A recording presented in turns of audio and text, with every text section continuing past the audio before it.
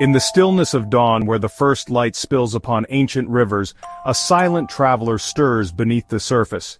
The trout, graceful, enduring, a creature shaped not just by water, but by time itself. This is no ordinary fish. Its story begins far before it ever tasted these freshwater streams. To understand the trout, we must step into deep time, to the age when the world itself was still forging its bones.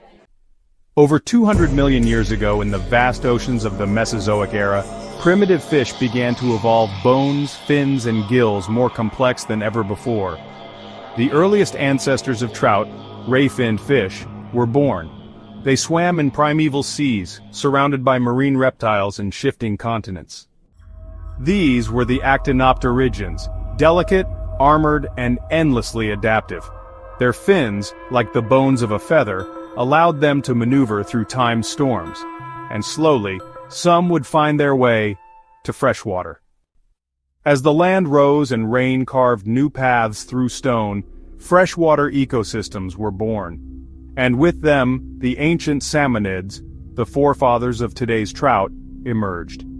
Not in one place but across vast northern lands from icy North America to ancient Eurasia. Driven by instinct and cold, they followed the meltwater, from mountain peaks to coastal fjords, migrating upstream, defying gravity, laying the foundation for the trout's migratory legacy. Every life began in the gravel, not in roaring waterfalls, but in quiet hidden nests called redds, where the cold water oxygenated their fragile eggs.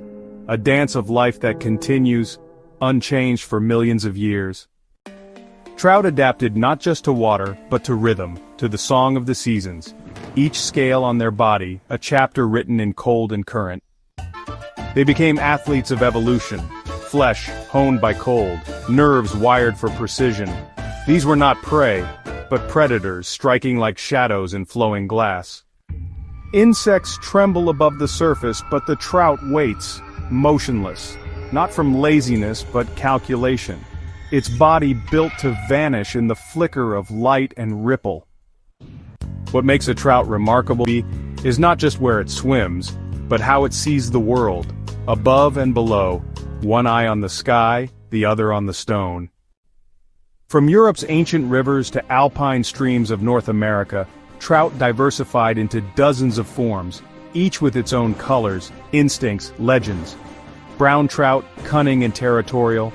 Rainbow trout, acrobatic and bold. Golden trout, rare and radiant, like living treasure. To many cultures, trout were more than food. They were ritual, reverence, respect. Native peoples honored them, knowing their return upstream was a sign of nature's health. But modern times brought change. Dams, pollution, overfishing, rivers silenced, habitats lost, and yet the trout persisted, because the river, even wounded, still whispers. Today the trout lives not just in water, but in hope, in the hands of those who rebuild streams, who restore flow, plant trees, and dream of a day when trout return to waters long forgotten. The story of trout is not just a tale of fish, but of endurance, of resilience, of life woven into water and water woven into earth. And as long as rivers run, as long as cold water flows from mountain to sea, the trout will be there, silent, ancient, unforgettable.